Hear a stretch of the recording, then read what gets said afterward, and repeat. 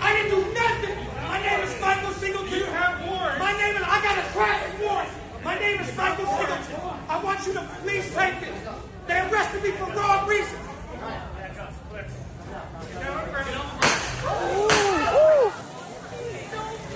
No, why would y'all do that? He was standing still.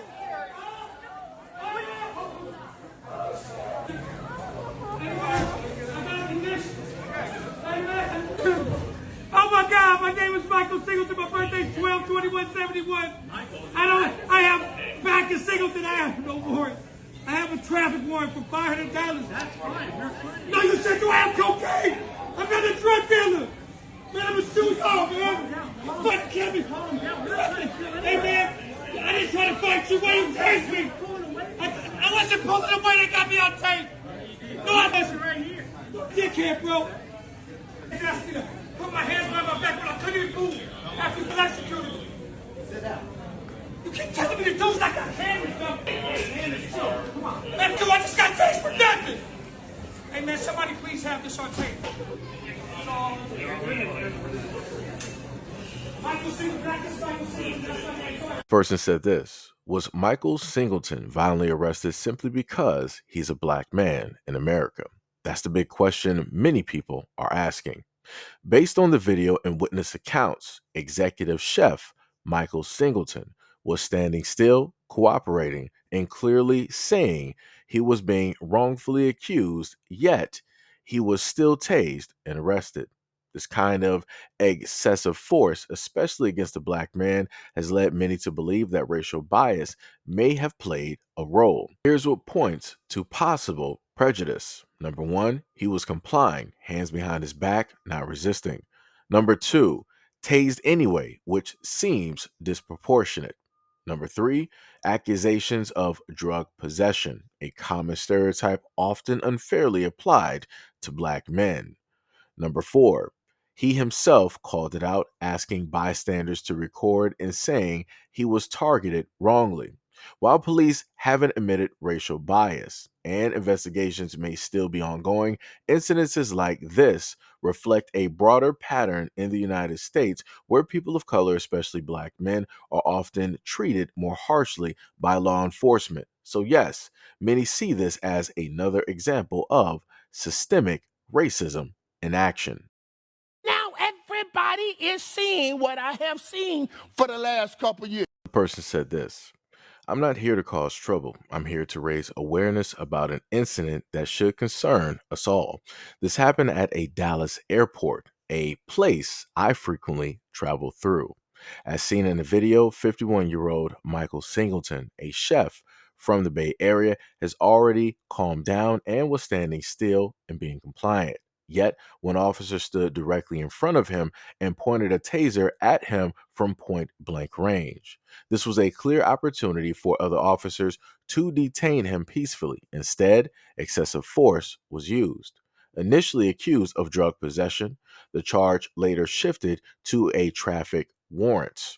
Still, nothing about the situation called for such an aggressive response. If multiple trained officers can't de-escalate and safely detain one unarmed man without using a taser, there's a serious problem. And yes, this doesn't sit well with me, not one bit.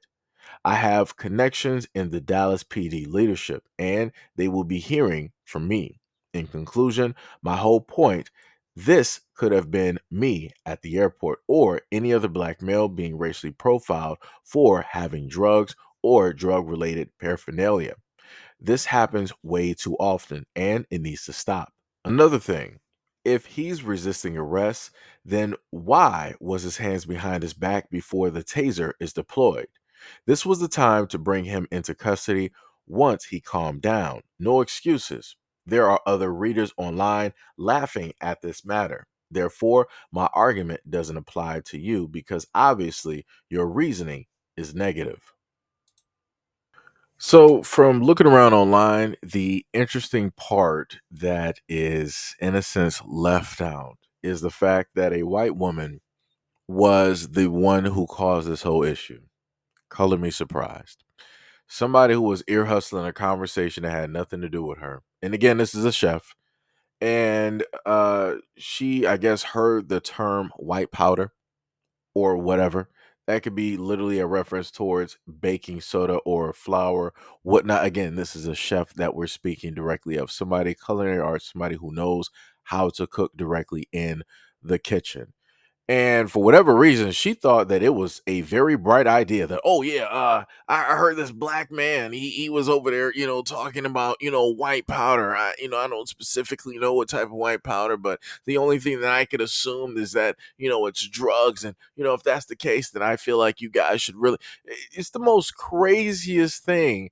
And this is what you guys decide to sit up there and do. This is how you decide to sit up there and act. And then it moves from that to magically a traffic violation?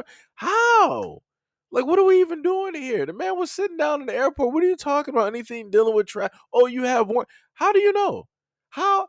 Let me know who has an eye or who has camera on their glasses where you're automatically looking up this person's name like that and you know that this person has like a warrant or something. Because that's a little bit weird. Because if y'all can do that, then that means that the traffic stops should be uniquely different from what it is that we are able to see and assess by way of cameras, either by their own recordings from their cars, from their cell phones, passersby, or even your own body cameras. Because there's too many incidences where you're requesting, talking about the cops, requesting identification from a person and saying, oh, we need the identification, we need medical reports, we need this, we need you basically gotta have a nice size folder of your whole life in order to give to the cops so that they can quote unquote do their job. Which again, it doesn't make any sense because they have a computer that has a database that has access to pretty much everybody. But yet somehow, some way, they still mess up on arrest. Everybody pretty much has a state ID or has had state IDs for quite some time, but somehow, some way, you guys can't correctly arrest the right people.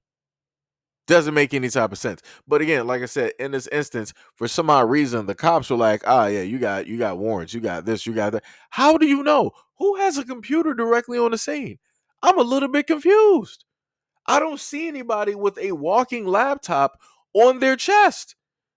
Nor does any of these guys have a photographic memory where they can just remember like 1,000 people per day or something like that. Like nobody has that. So how did y'all know, if any, that this dude has some type of warrant? Like I said, this is highly suspicious. It's egregious. It should not have happened at all. And the moment in time that this took place, I want the white woman who decided to say whatever she said to the police, I want her front and center.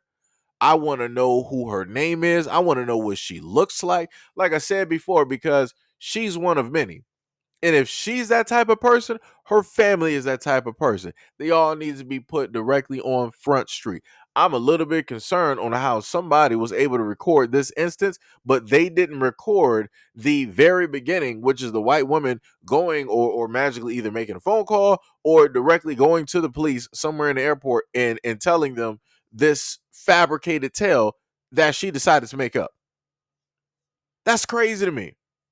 That's 100% crazy. And the most hilarious thing is the chef was completely, for all intents and purposes, from every other arrest that I've seen where people are actually resisting and doing this and doing that, he was pretty much calm.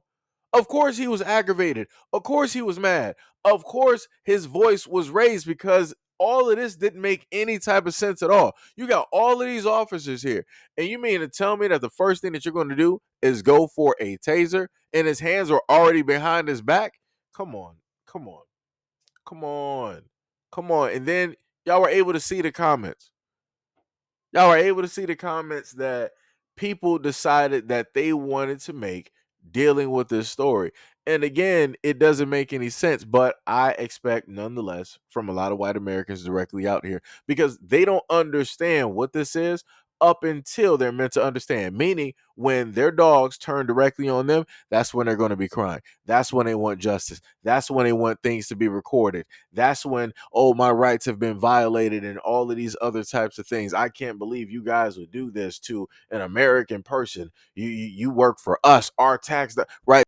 But because it's somebody identifiably who does not look like them, who is not reflective, somebody that they cannot see themselves directly in, they don't care. White people don't care when things like this genuinely happen, when the person is actually innocent, when they didn't do anything specifically wrong. They will find any and every single way to try to justify these actions by way of the police that you can currently see at this moment in time. So this is why I am waiting. I am waiting for the downfall to literally take place, because the only thing that you're going to hear me say whenever I happen to cover these videos, and it's just like this, if not worse, when it deals with white Americans, you're going to hear me say Blue Lives Matter. You're going to hear me say back the blue, because they're doing the job that they're supposed to do. Because at the end of the day, maybe you should, just like the same thing that you like to tell black folks, that we should follow a law abiding order, because we should be law abiding citizens. And this is an oath keeper, right? So for the white folks out there, when this happens to you or your family, your sons or whatnot, whatever it works, I just want you to remember to always make sure you pay attention, always be respectful of the officers, never take a bladed stance, never resist. Just get down on your hands and knees and start kissing and licking directly on their leather boots as they proceed to do whatever it is that they want to sit up there and do. And always note that they're doing it for the best interest of not only you, not only themselves, but also for the public and the government and the elites directly out there. But anyways, let me know what you guys think about this video and everything that's stated in the comment description below. And as always, peace, love, and stay tuned for the next video.